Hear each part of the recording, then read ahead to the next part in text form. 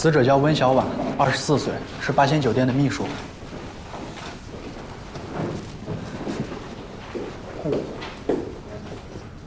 哎，鑫哥，你帮我查一查温小婉接触过什么刑杀人员没有？哦，哎，新墨西哥的黑帮分子一般经常会杀掉对方的帮派成员，然后呢，在死者身上写一行字，用来挑衅。再帮我看一下电梯这个监控什么时候关的？好。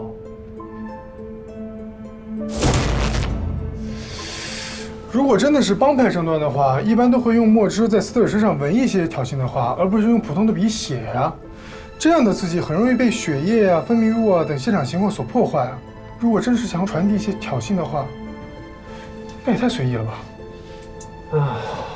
头上的伤口呢，不像是被利器割的，更像是被什么东西给勒的。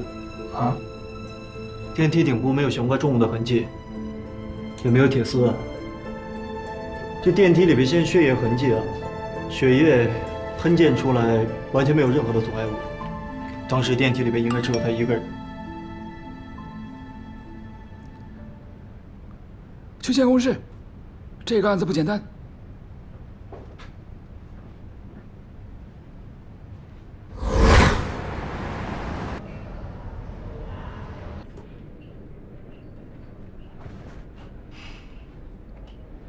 从监控资料看，温小婉的死亡就发生在这10分钟之内。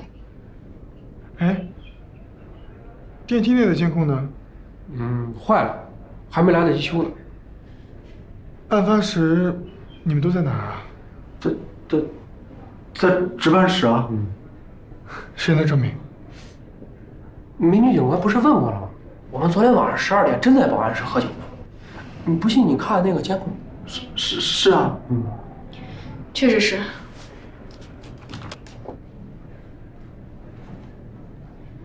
那3分钟内各个楼层有出入的吗？我反复确认过，没有。特别棒，终于碰到一次真正的密室杀人了。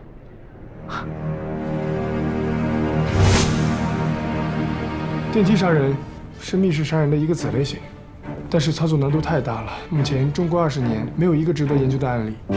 不过电影嘛，倒是有一部叫《电梯里的魔鬼》。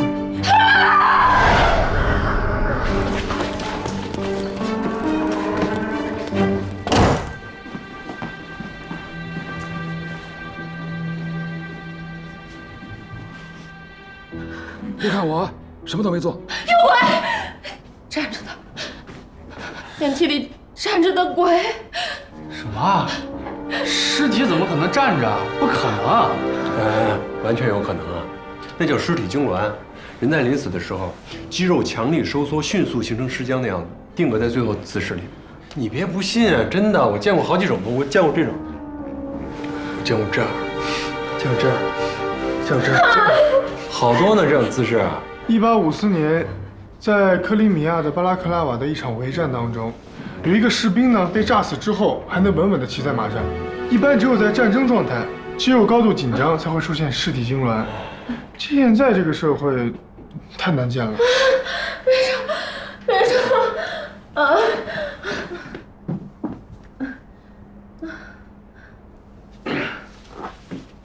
没事儿，肾上腺素飙得太快了，导致脑供血不足，稍微休息就好了。你们干嘛要吓唬他呢？他是目击者，送他上医院。我们上医院啊。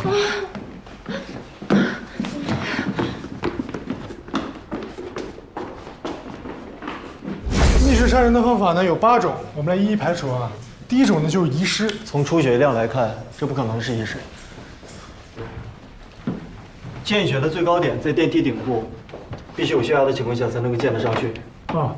那么还有第2种方法，就是这儿啊。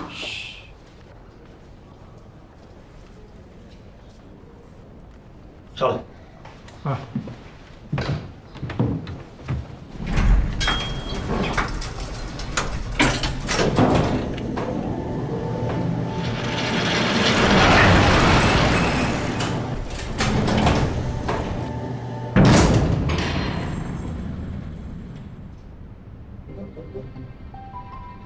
哎，那是什么呀？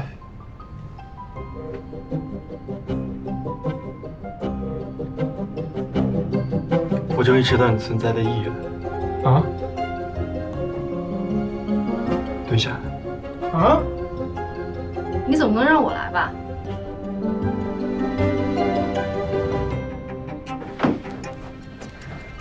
轻点。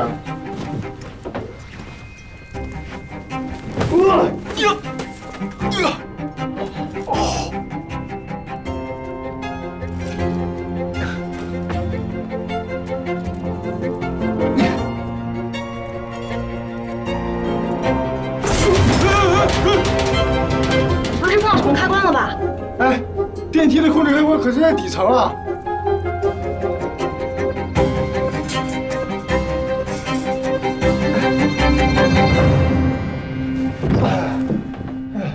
找到了。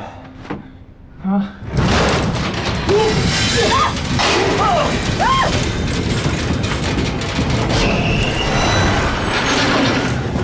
靠电梯壁！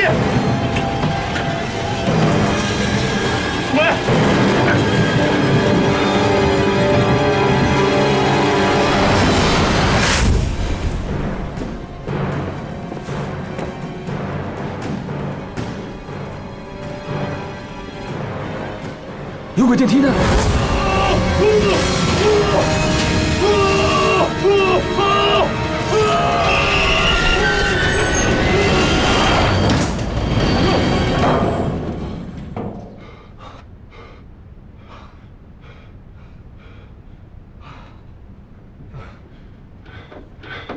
哎，你们不知道电梯的紧急下降的时候，备用电源会自动启动吗？你没事吧？没事。你们俩什么情况？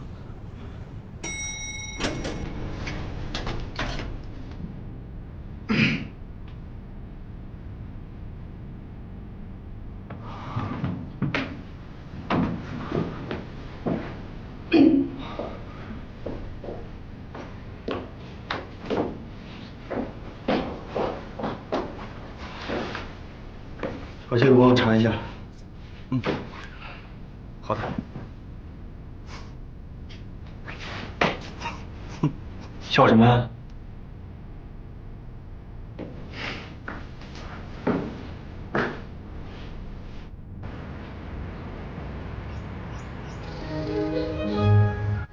死者的伤口在颌下三角，现在只有机械的力量才可以将头撕断。那这个工具呢，就是这条项链。假释是需要验证的。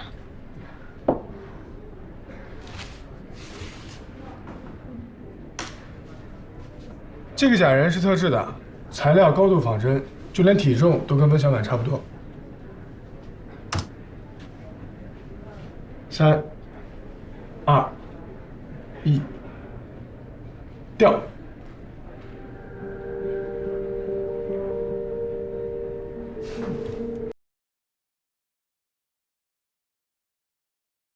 这个温小婉平时很孤僻，她的手机联络人居然不超过20个。和她联系最频繁的是她的男朋友杨子，每天平均有30个以上的电话。依赖型人格障碍最头疼了。而这种杀人的手法完全可以一个人独立完成，他也很有可能是自杀呀。这是他的淘宝记录，3天前还订了一堆吃的，货还没到。如果你是一个吃货，自杀之前你会留下这么大的遗憾吗？我就不会。自杀的主要原因是因为脑中的多巴胺分泌不足，可是食物呢又可以促进多巴胺分泌。哎，我们其中最不容易自杀的就是高斌。如果是自杀的话，他挂上项链还少了一把椅子。我去查一下监控。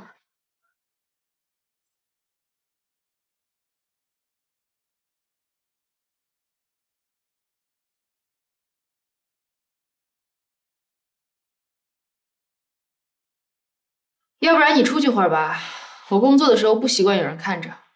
我说什么话令你不高兴了吗？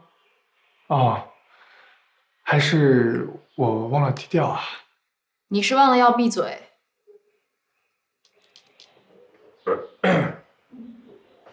警官，你刚才不都查过了吗？还查什么呀？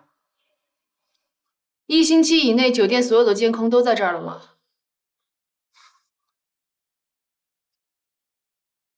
哎，你很冷吗？是厉鬼，厉鬼来索命了。什么？警官，其实你查了也白查，因为这根本不是人杀人，是鬼。古老的诅咒又生效了，现在又一个祭品出现了。祭品？这座酒店是建在一座古墓的上面，我们现在所站的位置，下面埋的都是尸骨。我们老板为了钱，把人家墓都掘了。唉，现在真是报应啊！哼，真是可笑啊！这个社会了，还有那么多人迷信。哎，报应和命运的必然性，你有论证吗？酒店刚开张的时候就有人跳楼，当时那个死者穿着一身红色的衣服，现在变成厉鬼，终于来索命了。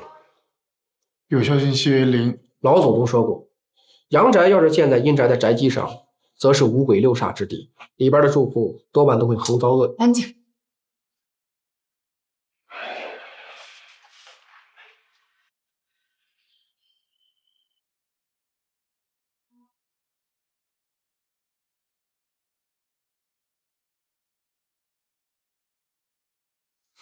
放松点啊！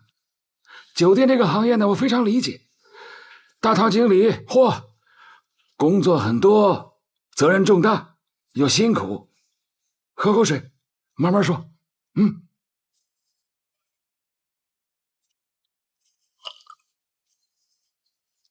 有鬼！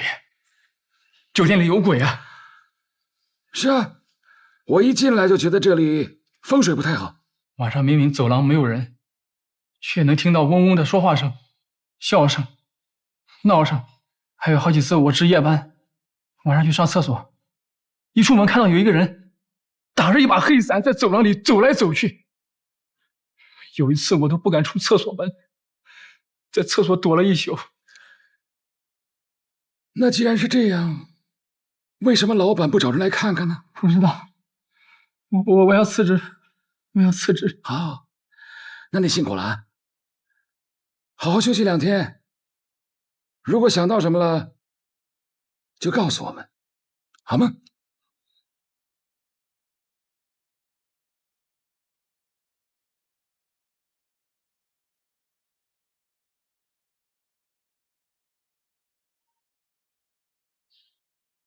教授，大堂经理那边有什么线索了？就4个字，酒店有鬼。我倒是找到了一个鬼，老色鬼。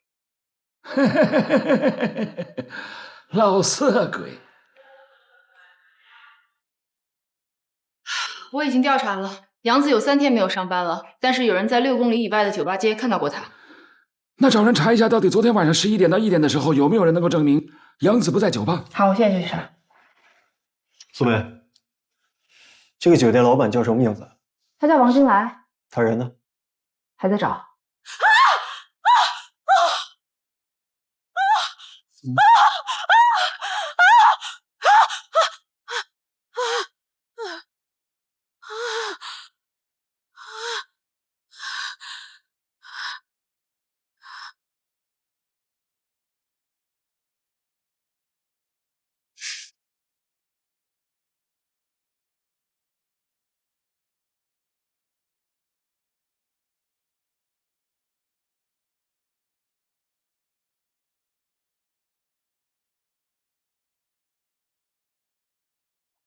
我查了一下，这间房间是没有开房记录的，也就是说，清洁工是直接进来打扫的。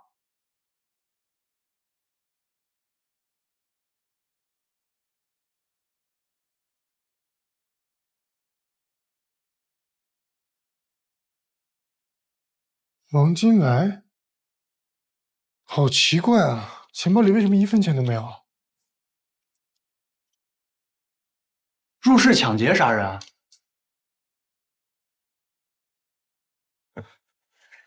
帮我化验一下这个杯子里边是什么成分？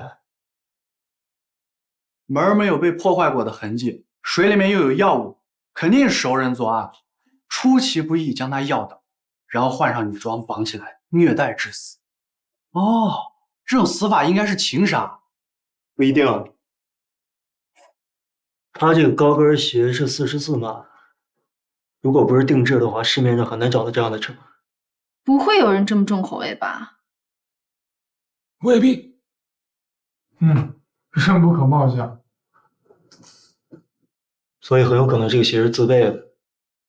现场没有任何的撕扯打斗痕迹，我们现在可能看到所有的状况都是他自愿的。哎，他是个老板，开房应该不用经过前台啊，说不定这个房间就是他自己开的。房间是他自己开的，衣服是他自己穿的，绑也可以是他自己绑的。但是这个被抽，应该不是他自愿的吧？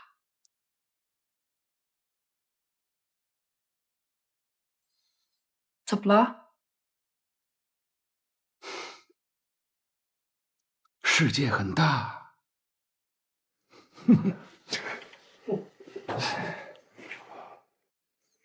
哎，这也太奇怪了吧！他竟然是被溺死的。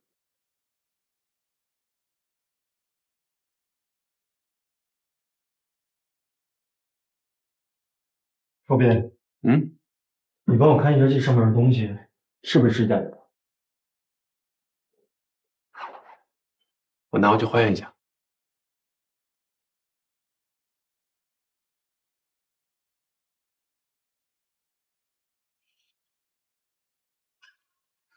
哎，医生，里面好了没？你看病吗？我不看病，我是说里面的病人。病人早走了呀？啊？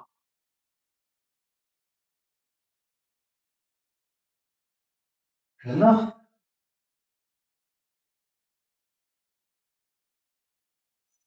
喂，他不见了。啊！喂！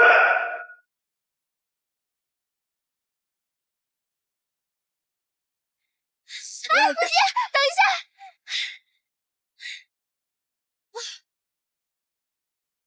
停车！哦，师傅，快点快点！这是一变态，他追着我，我车被双倍。司机开门！快走啊，师傅！哎，别给他看，师傅，我是警察。他骗人的，师傅，您快走啊！嘿，你，这是他的耳钉，你看。东西，你们俩玩呢？我没有，师傅，你别信了他。啊！这事儿你知道吗？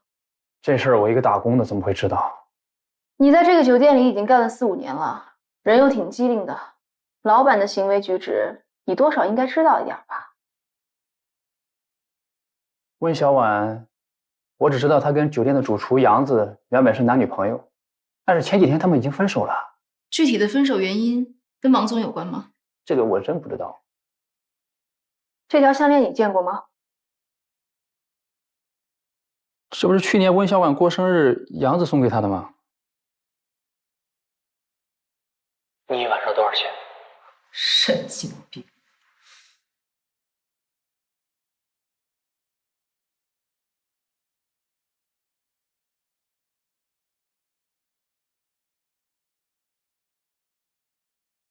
自带工具，果然敬业啊！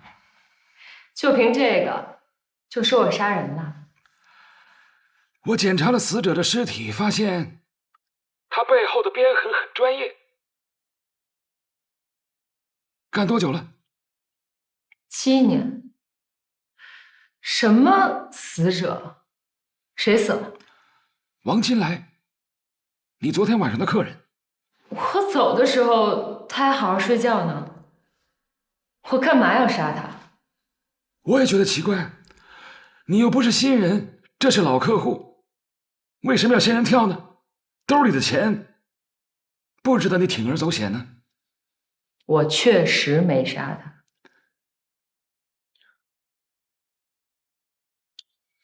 这杯子上面有你的指纹，经检测饮料里面有安眠药，是你在他洗澡的时候放进去的。反正我走的时候他正打呼噜呢。那天他有点暴力，我心情不爽。我知道他有吃 ML 的习惯，塞了几片我就走了。啊，捆绑那是他要求的，我其他姐妹都能证明。他的习惯呢？不好意思，梁教授，打断一下，好像确实不对。我记得尸检报告上说，王金来的死亡时间是凌晨3点，他好像12点就发现了温小婉的尸体了。这么简单的问题，你徒弟都知道。他年轻，不懂事，在房间里杀人有很多种方法，3个小时以后再让他死亡，其实也不难。我都说了，我没有杀人。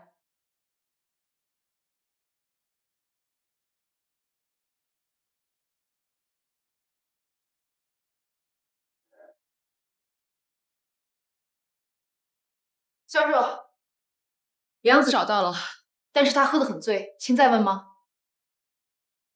问。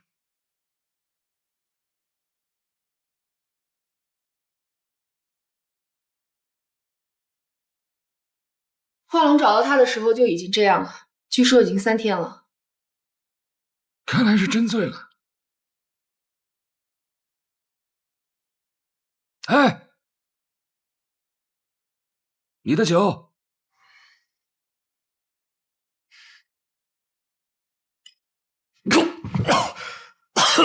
这啥呀？不是，你谁呀？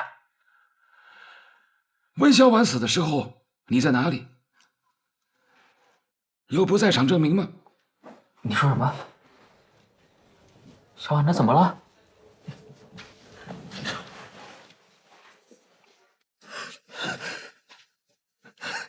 她死了。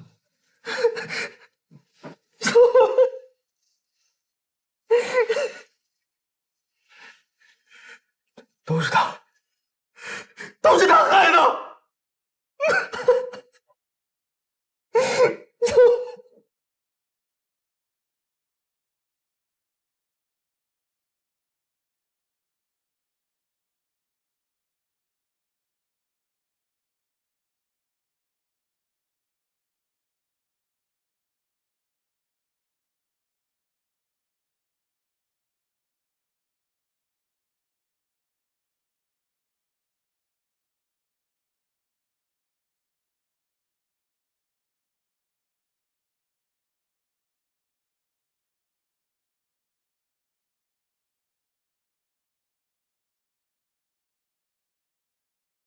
喂，是空调的。啊，这楼下好几个房间空调都漏水，你在这上面捣鼓什么呢？哦，快点啊！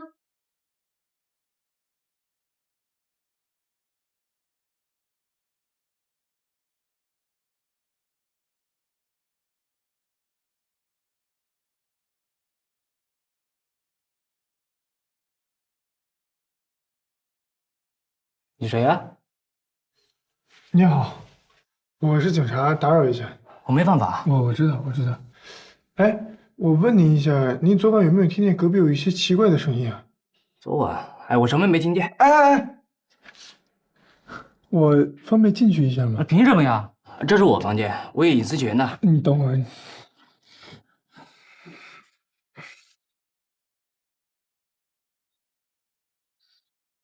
没事了，打扰了。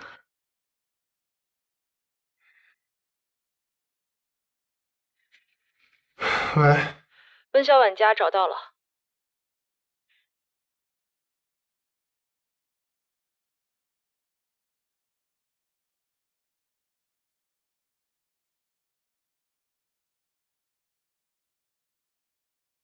这就是小婉哥哥。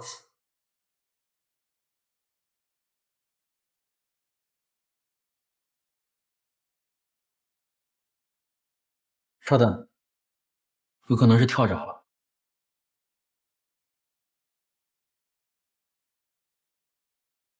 你倒是挺熟悉的呀。2年了，能不熟悉吗？小婉胆子小，每次跳闸都会打电话让我过来。今天。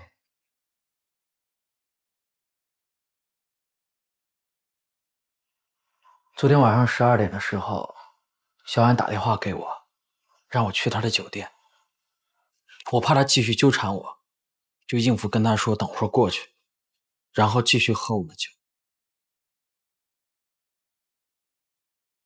没想到他可能是在向我求救。他还说了什么？他还说，记住我。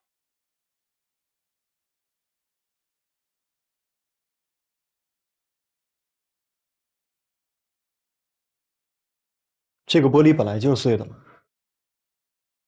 对，我砸的。温小婉是养狐仙是吧？小婉什么都好，就是太迷信了。一个月工资不过3000多块钱，他拿出2000块钱去网上报星座塔罗学习班，甚至花大价钱买了这个玩意儿。说什么养狐仙？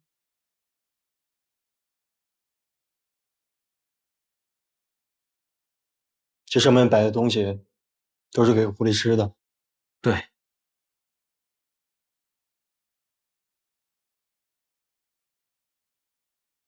还有活鸡，有时候他会半夜起来杀鸡取血，说什么狐仙饿了，又托梦给他。我是爱他的，可是你能忍受你女朋友每天晚上双手血淋淋走在家里游荡吗？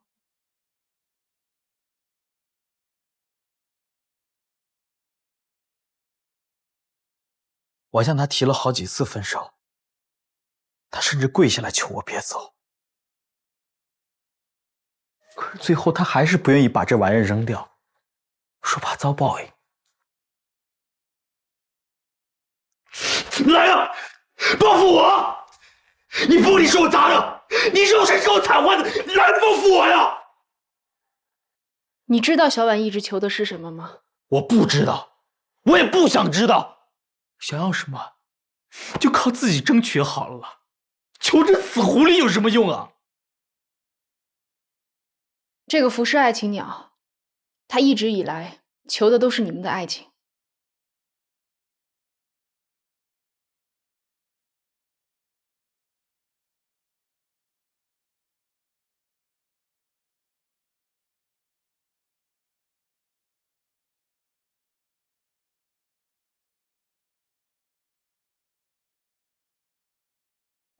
你好。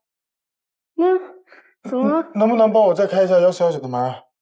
这间房间的空调你不是已经修过了吗？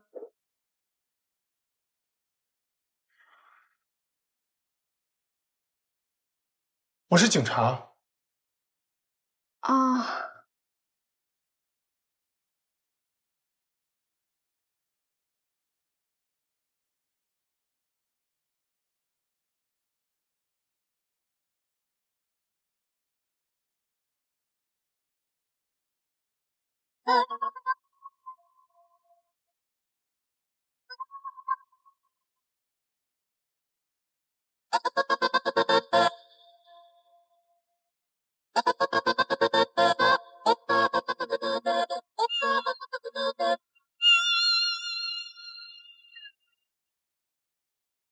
目前看来，杨子和钟贤都没有杀人动机。但是从他们两个感情关系来看，这个温小婉很有可能是自杀。那温小婉手臂上那一行字是什么意思呢？我问过杨子了，他也不知道这个老地方指的是哪里。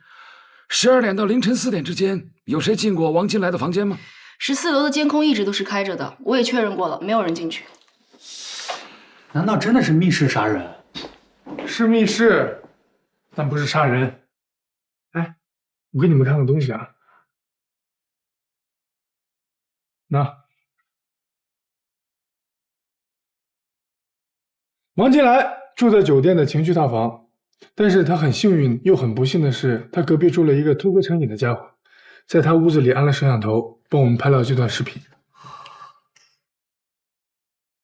摄像头对着床，果然看见王金来被钟贤绑在床上，穿着女装挣扎。接下来钟贤走了。王老板，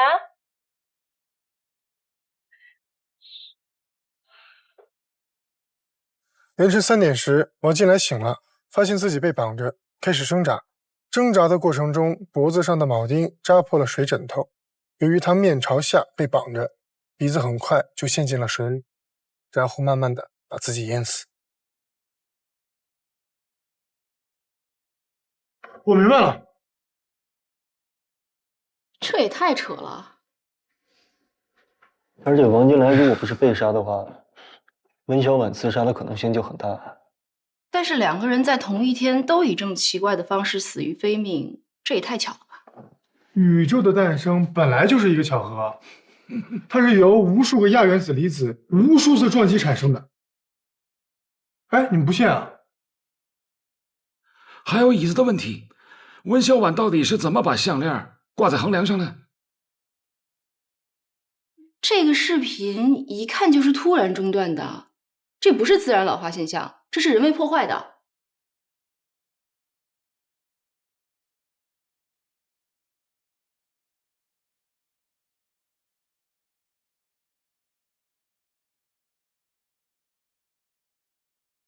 破坏监控有很多种方式，但是我没见过这么笨的。是啊，干个坏事儿还能把手划伤了。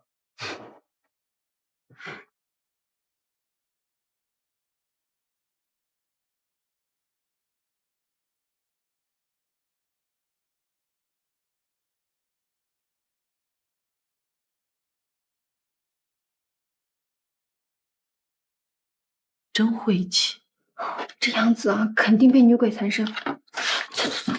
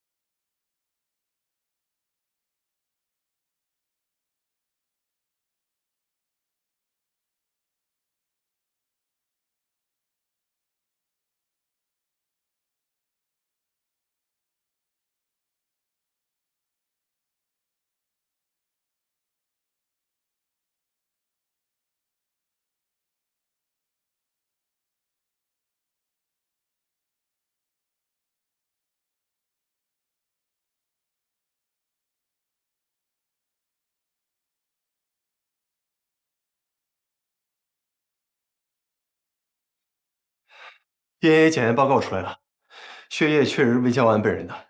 那监控就是他自己剪断的。可是也并不能证明是他自杀呀。一个生活当中只有男朋友的女人分手了，她为了让她的男朋友永远记住她，就在她男朋友每天都会经过的电梯里自杀了。这样的动机还不够充分吗？是不是以为杨子会来，所以故意把自杀现场弄得跟犯罪现场一样？是合理的假设，假设是需要验证的，而动机呢，不能成为证据。这不是证据吗？报展的意思是说，我们有证据证明温小婉有自杀的计划，但是现在没有证据能够证明她做了什么。对。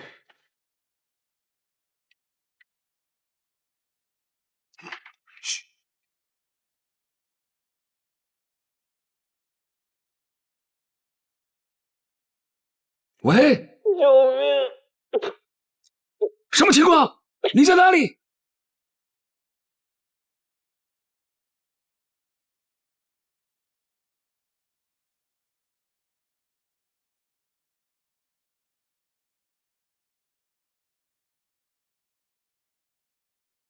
据报案的人说，现场的门是反锁的，而且半地下结构的厨房窗子非常窄，根本爬不出去。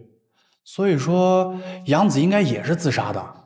哎，你自杀之前会给警察打电话喊救命吗？别太早下结论，说不定真是密室杀人呢。煤气管道断口异常的平整，应该是人为剪断的。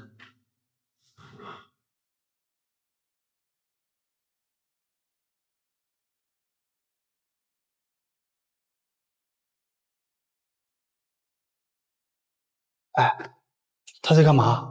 如果我没猜错的话，他正在判断死者与爆心的位置关系。爆炸的时候，死者是背对爆炸物的，这你都能看出来？来，高老师给你做个科普啊。这爆炸的时候呢，会产生强光，人啊会下意识的紧闭双眼，所以褶皱的皮肤是不会被火烧到的。所以，面对爆炸物的鼻根部、眉间，还有在眼眶周围呢，就会有顺着皮肤纹理的细纹，但是他没有。死者如果是自己点的火，他不可能背对爆心啊，除非有两种可能：一是他死后被炸，二是别人点的火。那如果是别人点的火的话，煤气的爆炸速度那么快，现场怎么没有其他尸体？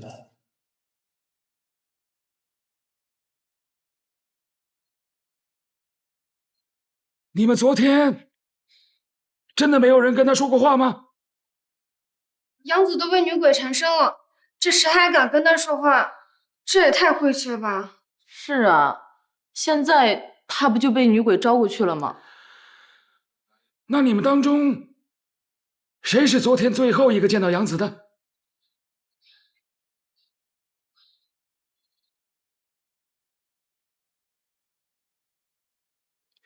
是我。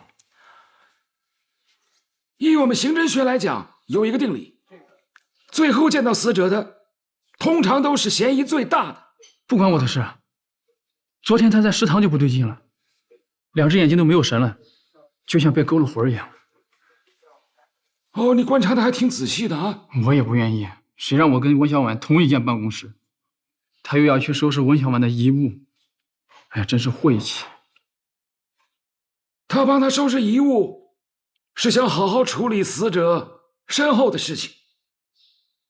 那干嘛要自杀呢？你最后跟他说了什么？我什么都没说，他一进来我马上就出去了。他自己收拾到一半，突然跑出去，可能跑去厨房自杀了，跟我没有关系。收拾到一半，那遗物在哪儿？能确定的是，死者确实是被炸死的。从他胸口的出血量可以判断，他的主动脉弓应该被割断了。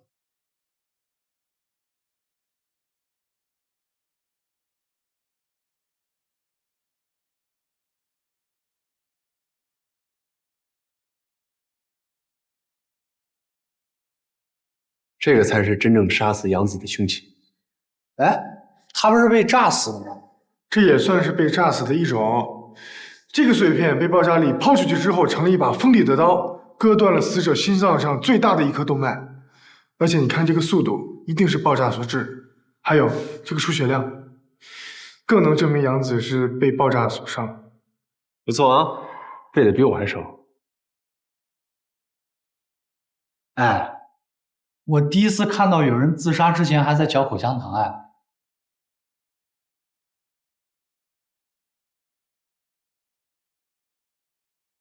如果死亡是因为爆炸，那么这场爆炸就一定不是一个意外。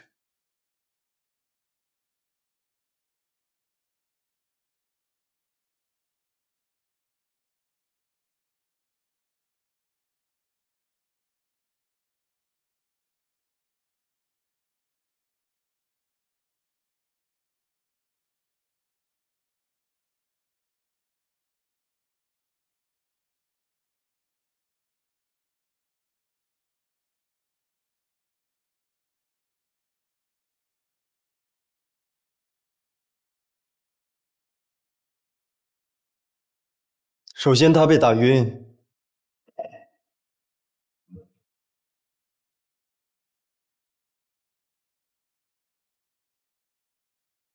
然后凶手制造了爆炸。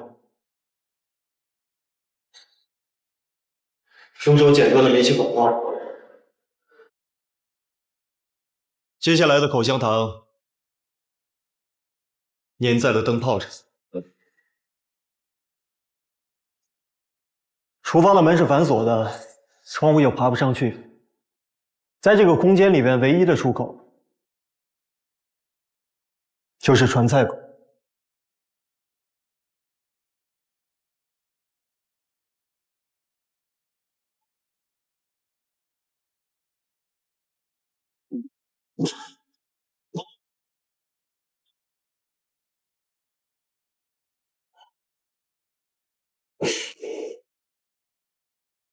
救命！灯泡烧到了一定温度，再加上它的表面粘着口香糖，灯泡爆炸。在一个泄满了煤气的空间里面，只要有一点火星，都会引起煤气爆炸。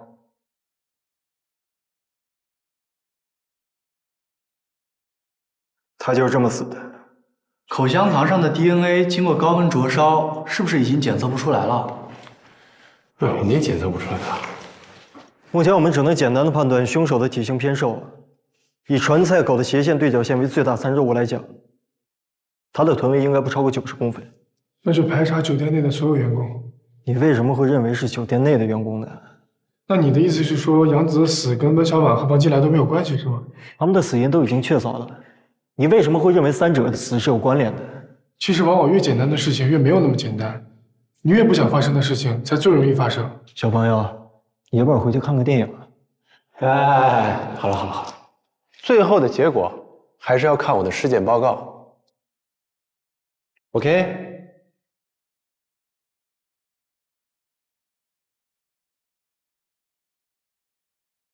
我刚才调查了监控，这个罪犯要么是足够幸运，要么他就是对监控了如指掌。我觉得后者更靠谱。概率小，不代表不可能发生。可是我还有一个发现，你们想知道吗？看来不是从酒店监控录像里找出来的。我们要感谢1419的偷窥狂，他给了我们不少证据。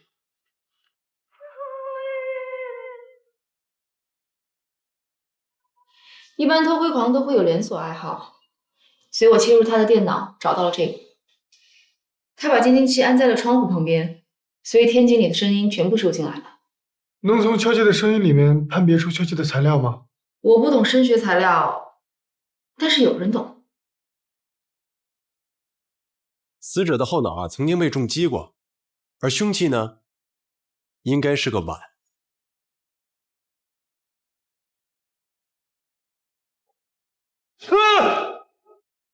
我跟你说，这个距离这碗肯定碎。陶瓷碗肯定不行嘛。那如果要是金属碗呢？我在死者伤口附近的血液里面找到了很多金属残留，所以有可能是金属碗。我怎么老觉得这个酒店里有人故意逗我们玩啊？死者的帽状腱膜大量出血，证明他之前被人拽着头发拖行了一段路程。如果不是复仇，案发现场应该离厨房不远，拖着头发，太费事了吧？还有更奇怪的，死者的眼角膜无缘无故的不见了。眼角膜不见了？要是有人花这么大功夫跟咱们玩啊，我们倒是应该好好的陪他玩玩。好吃吗？随便吃啊。哎呀，我一直觉得你们酒店的员工呢很奇怪，明明又时尚又年轻，怎么会跟我隔壁那个老太婆一样这么迷信呢？我们老板就挺迷信的呀。对，你有没有听说我们老板当初建这栋酒店的时候挖出来一个墓啊？那挖到冥器了吗？哎，大叔，这您都知道啊？原来他发了死人财啊！哎，这你也知道啊？怪不得这个酒店这么邪，原来他是偷了死人的东西，人家不高兴了，他还敢在这里天天待着，他一定是藏了一些护身符啊。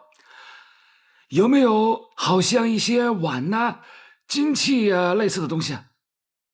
聚财碗，专捞偏财，就这个。啊，这你也知道，我们老板当初就是从古墓里拿出来这样一个碗。不过听说，自从老板带了这个碗在身边之后，我们酒店啊就开始出现自杀、闹鬼的事儿。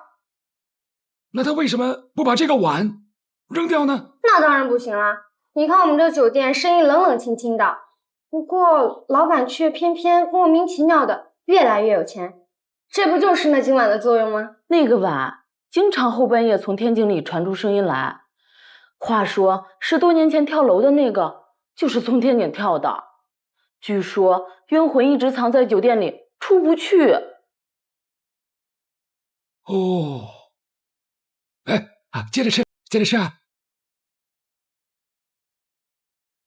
刚刚我用拟声器建了模，这个敲击声与筷子敲铜制碗边的声音有84%的相似度，同时碗里会有水，所以声波会更加复杂。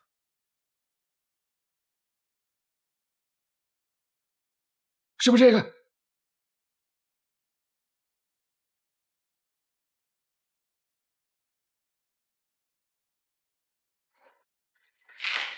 可是呀，我们该交交心了吧？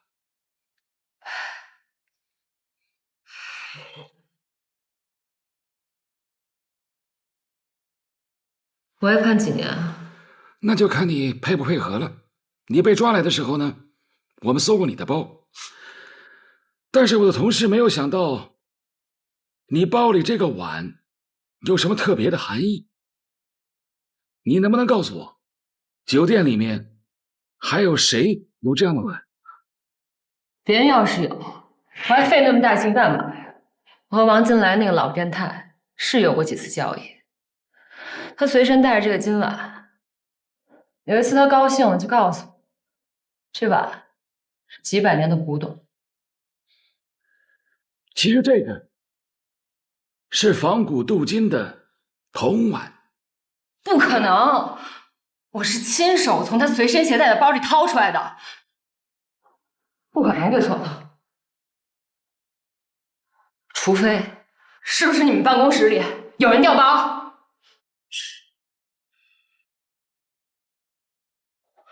奇怪啊，是挺奇怪的。回字形的楼，风水中说人在井中就难以出人头地。你对这个还有研究啊？这上面写。哎，你快看，这酒店上上下下的员工都这么迷信，不可能不知道这大凶大煞的风水布局啊！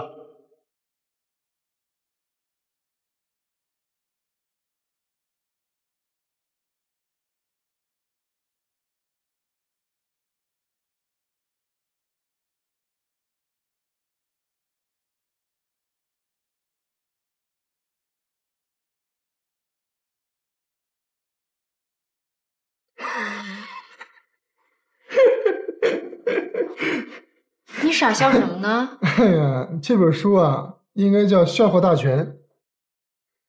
哎，我给你看一条啊，特别有意思。猫头鹰飞过屋顶，屋内必有大凶。怪不得活狗我自死了这么多人。你这书哪来的？温小婉的遗物啊。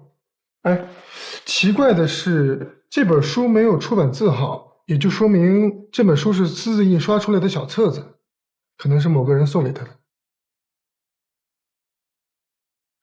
这个字，啊，这个字我鉴定过，跟温小满手上的字一模一样。那就是说是有人在他的手上写了这几个字。这个我不知道啊。哎，我有一个办法，我们就用这个见鬼使法，把温小婉的魂儿勾出来，问问他啊。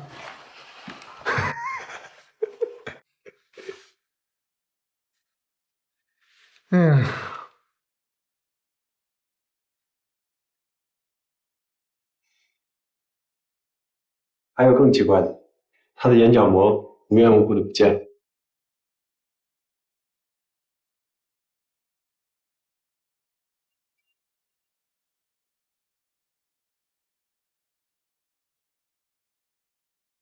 凶器找到了？没有，凶器不是这个。难道真的被调了包？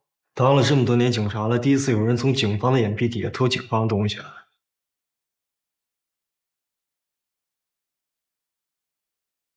死者有没有被剪掉一撮头发？哎，杨子头发有没有被剪？他头上的头发被剪过，你怎么知道？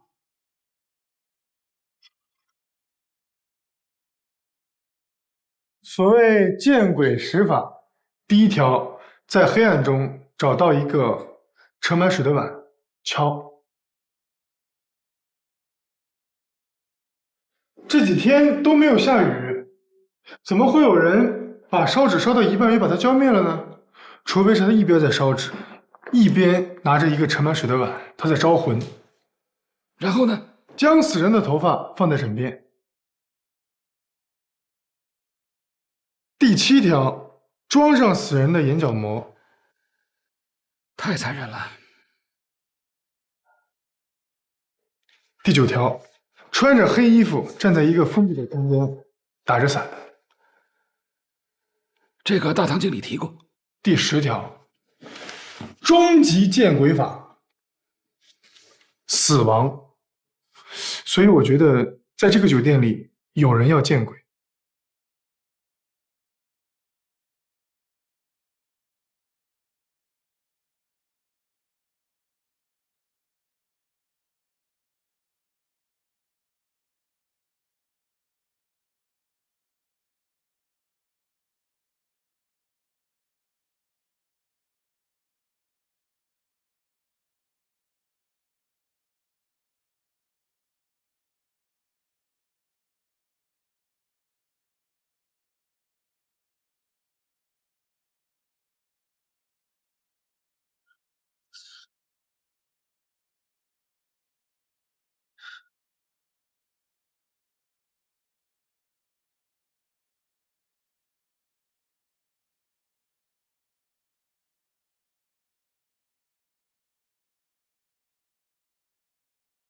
不是粉蒂啊！2005年，八仙酒店自杀是因为破产。破产？包拯，八仙酒店又出事了，赶紧走！啊！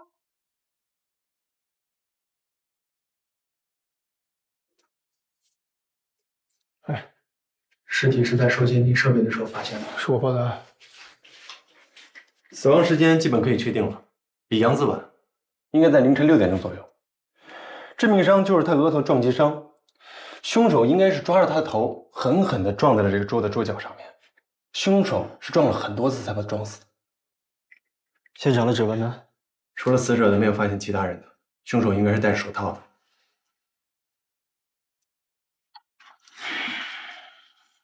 他脖子上这个痕迹，应该是被凶手威胁的时候留下来的。一个非常理智的凶手，为什么不一刀捅死他？要这么大费周章？这种杀人方法是有它特殊意义的。我记得1974年，在美国加州的旅店里，曾经有一名妇女吞吃丝巾而死。为什么呢？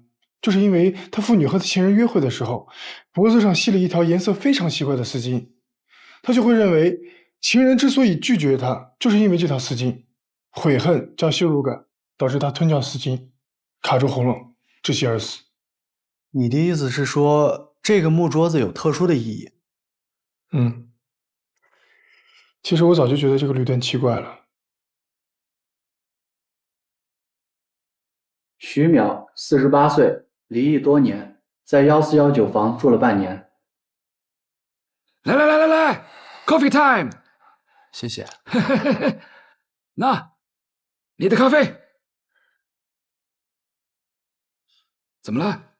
今天状态好像不太好啊。这4个死者没有任何的关联，从现场的情况来看，不是专业犯罪，现在没有明确的线索。但至少我们可以肯定，凶手是一个非常迷信的人，因为他有招鬼的行为，而且他能够杀死2个正常的男人，一定不是女的，虽然块头有点小。但是现在我们什么都确定不了啊，没有证据就不可以并案处理。先从死者的人物关系入手看看吧。1419的房门没有被外力破坏的迹象，而死者呢又习惯常年挂着安全栓，就算服务员有房卡也打不开他的门，能让他开门的一定是他最要好的朋友。我就查一下他的通话记录。哎，等等，还有这个，这是我在他枕头底下发现的。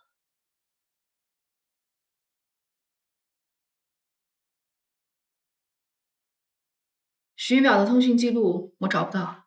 为什么？因为他的手机在几个月前就欠费停机了，而且我发现他好像没有与外界联系的必要。那他怎么生活啊？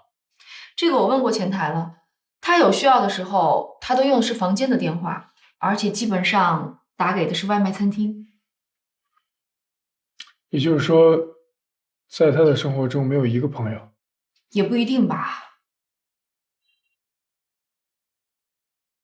徐淼的房间在酒店的监控死角，而且正对着逃生楼梯，所以说凶手应该是从逃生楼梯上来的，而且深知到酒店的监控布局。我要给你看的不是凶手，而是这个。你的意思也就是说，他临死前一天晚上去哪儿了，是吗？不，重点是他每天晚上都一样。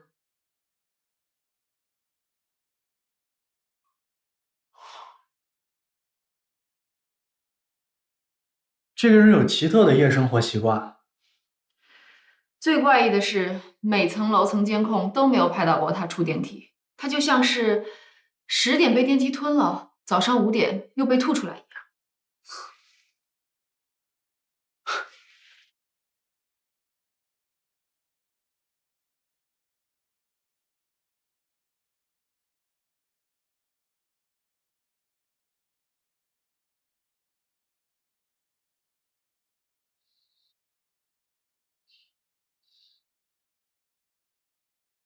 哎，这个电梯怎么坏的这么频繁？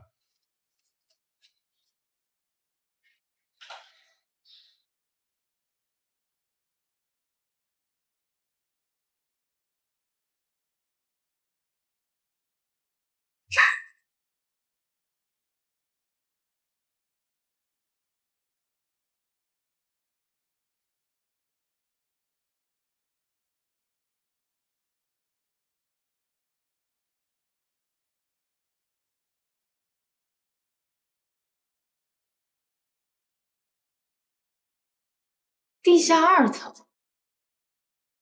真相就在这个铁门的背后。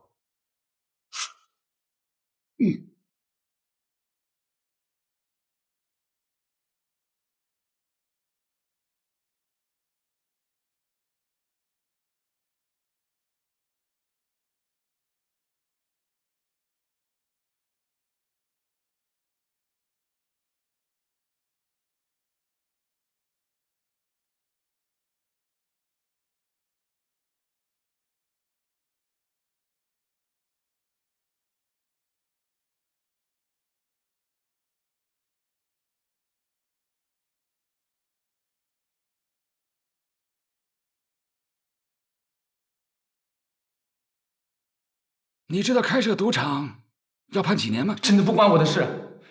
酒店闹鬼的传说是老板，是王英来让我们散布的。怎么可能？他是老板，干嘛要砸自己的场啊？酒店刚开业，就有人因为赌得倾家荡产，在酒店跳楼自杀了。老板为了掩盖赌场的秘密，就捏造出古墓的传说，说那个人是被鬼报复的。你戏演的不错嘛，干嘛不去当演员啊？这些都是王金来教我的。他为了让人相信，还到处显摆他的假古董金碗。那个金碗本来就是假的。是的，我从旧货市场花100块把它买的。看来他算是死在自己散布的谣言上了。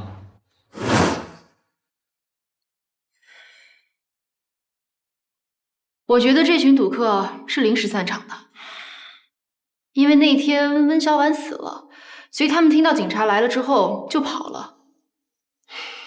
但是徐淼却是在18号凌晨死的。徐淼那边，一个赌友告诉他了一个新的赌场，他去赌完之后回来立刻被杀了。我觉得凶手一定是他一个特别熟的赌友。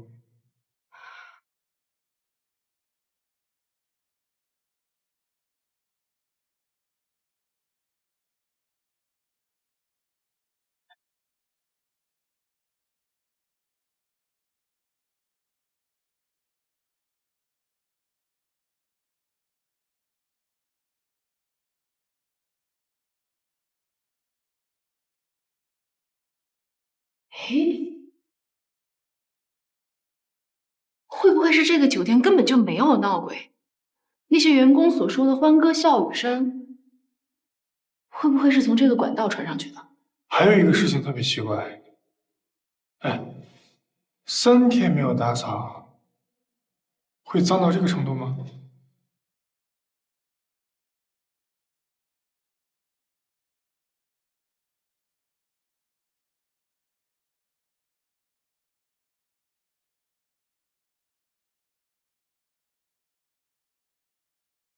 哎，包长，辛苦了，就1两。谢谢啊，我不吃这个。啊？这上面很多防腐剂的，影响智力。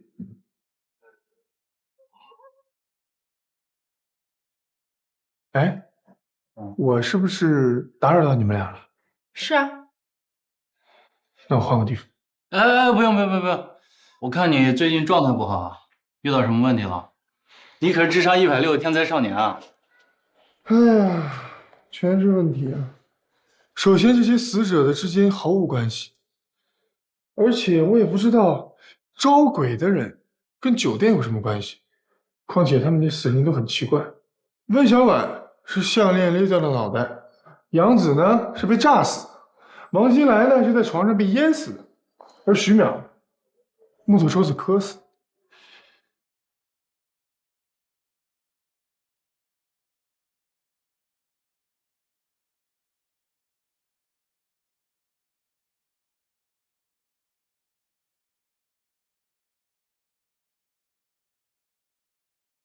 谢谢你啊。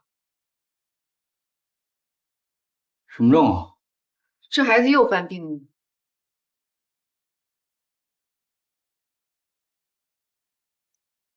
哎，除了你们大堂经理，还有谁能看到这些人的资料？保安也可以，怎么看到的？因为大堂里有2台可以上网的电脑，但是上网前必须找保安登记身份证资料。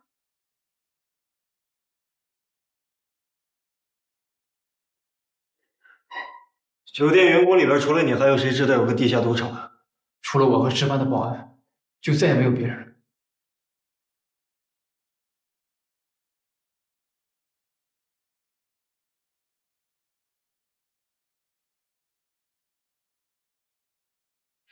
这里没人，但是2个保安的手机都已经关机了。但是他们开机的最后显示位置确实是这个值班室。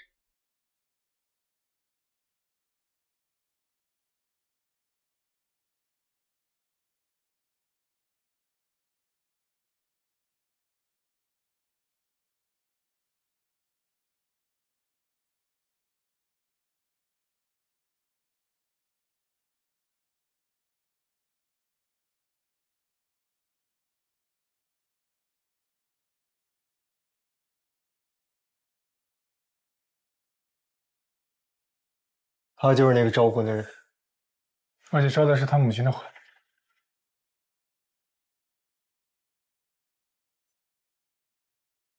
找到杀死杨子的凶器了。字迹完全一样，温小婉手臂上的字就是他亲手写的。你看，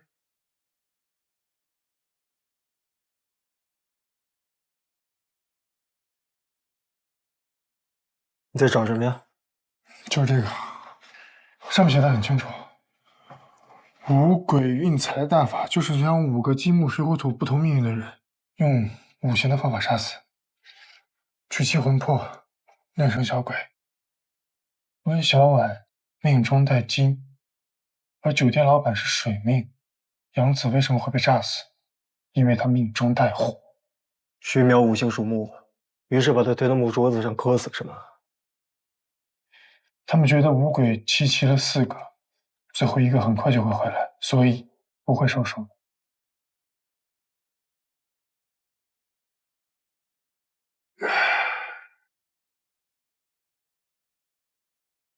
乙巳年11月15日子时，两水四火两金。乙巳年11月15日子时，两水四火两金。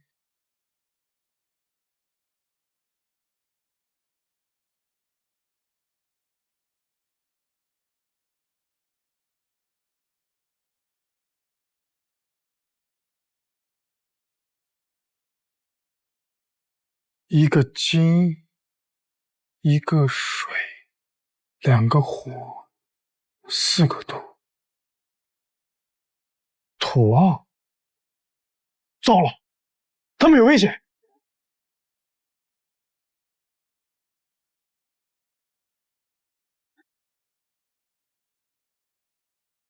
哎，你说我在这真能看见我妈吗？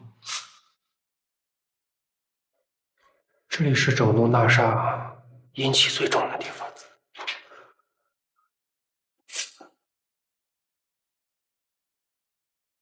哎，帮我拿一下。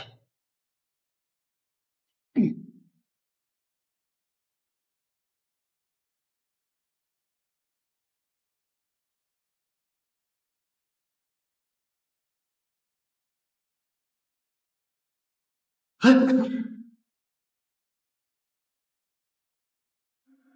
你在哪儿呢，裤头？我在这儿。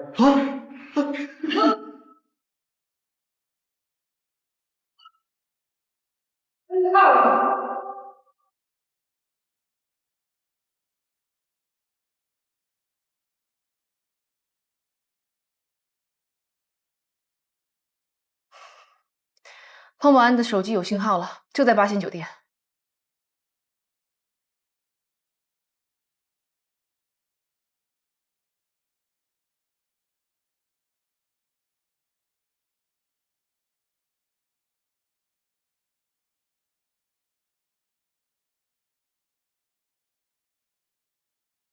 就算这里3天没有人收拾房间，也不可能会积这么多。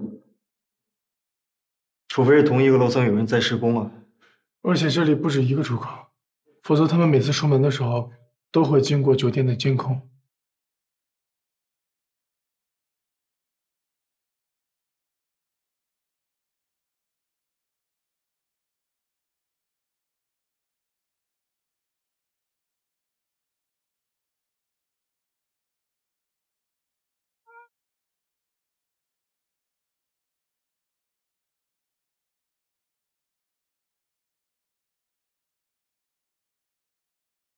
楼长，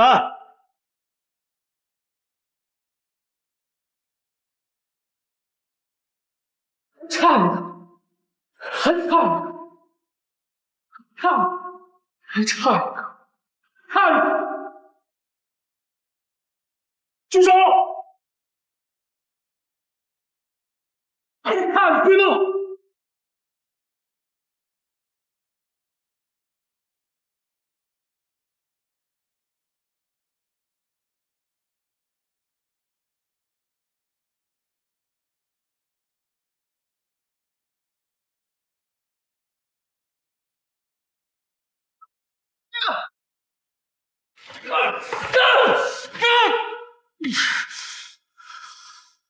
我的乌龟，我的乌龟！我马上就成为亿万富翁了！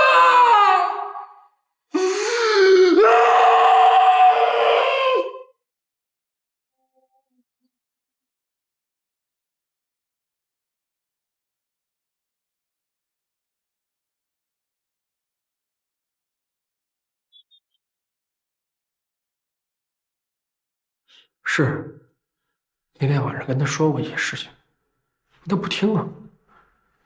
我承认，那天晚上刚开始的时候，我运气特别的好。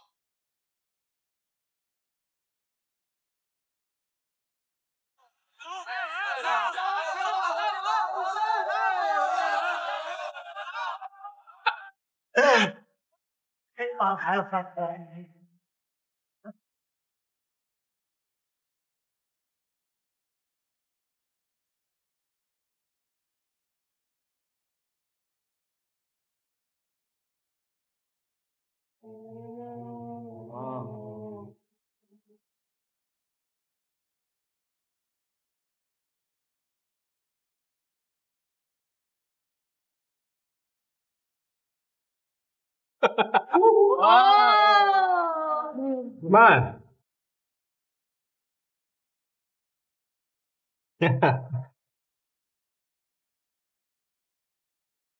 不可能吧？我靠！你说我呢？不可能！快跑！警察来了！快跑！胖保安告诉你五鬼运财，最后你却把他给杀了。是，我是把他杀了，但是我绝对不会亏待他。了全中国最好的风水宝藏穴。